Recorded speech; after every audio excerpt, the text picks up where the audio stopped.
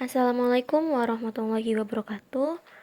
Hai teman-temanku, bagaimana keadaan kalian saat ini? Semoga kita semua dalam keadaan baik-baik saja dan dalam lindungan Allah SWT. Amin ya rabbal alamin. Meskipun saat ini kita sedang di rumah saja, tetapi kita harus tetap produktif dalam menjalankan segala aktivitas kita. Seperti kita harus tetap semangat dalam belajar. Kita juga harus kurang-kurangin ngeluh dan manfaatkan waktu untuk hal-hal yang positif. Semangat berproses, hayati dan nikmati prosesnya. Serta jangan lupa bersyukur kepada Allah dan selalu libatkan Allah dalam segala urusan kita agar Allah mempermudah. Perlu diingat ya, setiap kesulitan pasti ada kemudahan. Melalui video ini, saya akan menceritakan tentang kegiatan pembelajaran di rumah selama pandemi COVID-19. Namun, sebelum ke video tersebut, saya akan mengulas sedikit tentang kegiatan pembelajaran di kampus sebelum pandemi COVID-19. Selain itu, saya juga akan berbagi sedikit tentang yang saya rasakan, kelemahan, kelebihan, serta tips agar kegiatan pembelajaran di rumah menjadi lebih menyenangkan dan bermakna untuk kita semua. Berikut adalah kegiatan pembelajaran di kampus sebelum pandemi COVID-19, di mana kegiatan pembelajaran berlangsung secara tatap muka, bertemu dengan dosen dan teman-teman.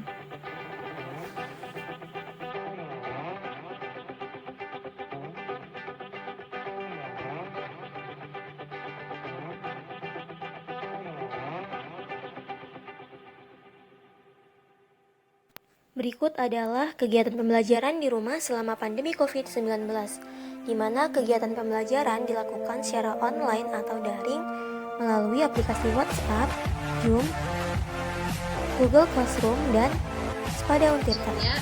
Keputusan untuk menggunakan suatu inovasi. Terus ada yang kedua yaitu penolakan. Nah, penolakan ini maksudnya itu keputusan untuk tidak menggunakan suatu inovasi.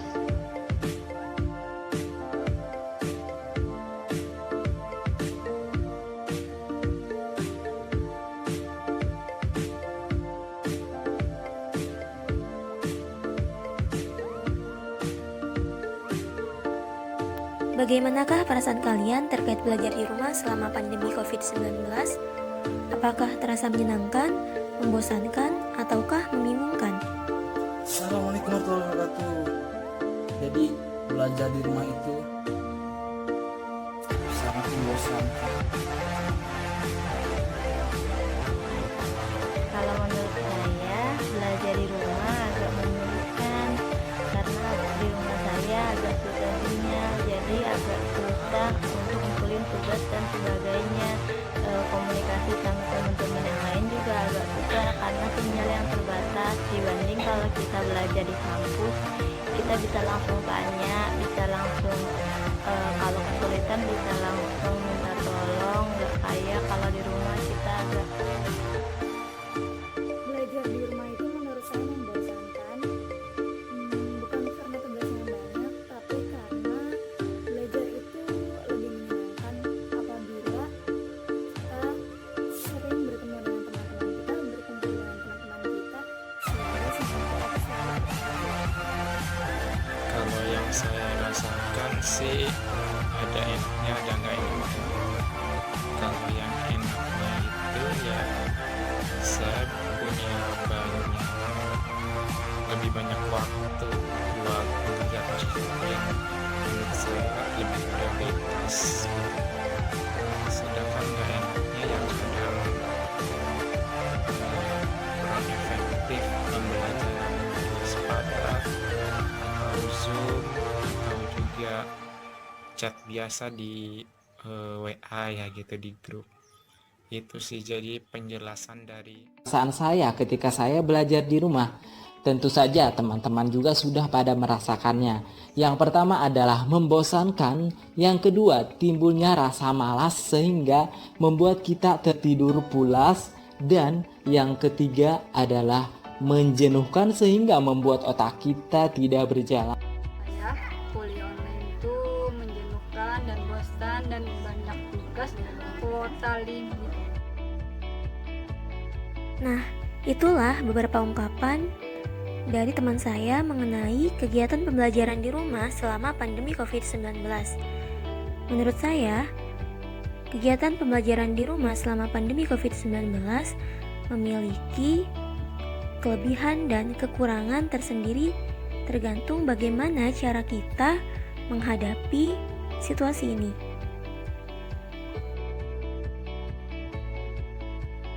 Beberapa kelebihan kegiatan pembelajaran di rumah selama pandemi COVID-19 diantaranya: 1. Lebih banyak waktu bersama keluarga.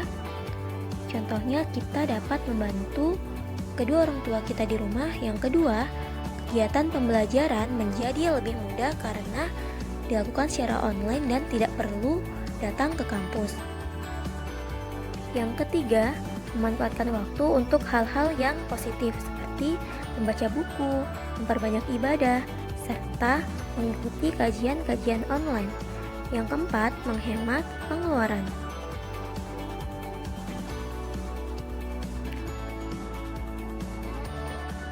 Sedangkan kekurangan kegiatan pembelajaran di rumah selama pandemi COVID-19 diantaranya: 1.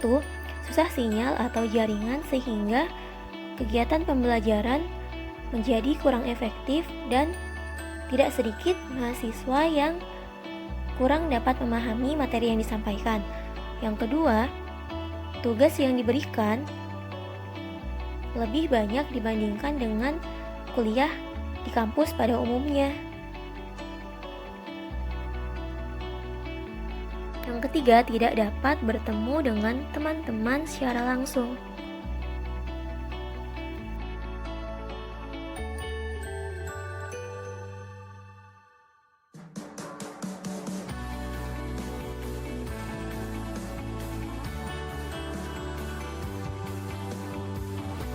Berikut adalah cara agar kegiatan pembelajaran di rumah selama pandemi COVID-19 terasa lebih menyenangkan dan lebih bermakna. Di antaranya, yang pertama, libatkan Allah dalam segala urusan kita, agar Allah mempermudah segala urusan kita. Yang kedua, membiasakan diri untuk disiplin waktu. Yang ketiga, memiliki partner belajar secara online. Melibatkan Allah dalam segala urusan kita artinya dalam menjalankan segala sesuatu jangan lupa kita meminta pertolongan kepada Allah, termasuk dalam mengerjakan tugas-tugas kuliah kita juga harus meminta tolong kepada Allah. Kemudian kita berusaha dengan giat dan menyerahkan hasilnya kepada Allah Subhanahu wa Ta'ala. Belajar membiasakan diri untuk selalu disiplin waktu kapanpun dan dimanapun kita berada.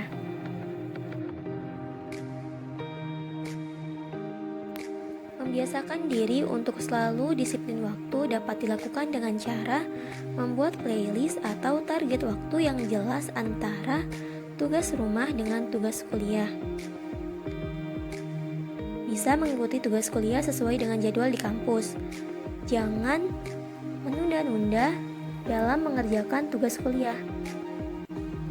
Kerjakan dahulu tugas kuliah, kemudian kita dapat mengerjakan sesuatu yang lainnya. Setelah kesulitan, pasti ada kemudahan. Nah, itulah salah satu firman Allah dalam Quran Surat Al-Insyirah yang menjadi penggerak saya dalam mengerjakan tugas-tugas kuliah dan tugas lainnya. Terima kasih. Wassalamualaikum warahmatullahi wabarakatuh.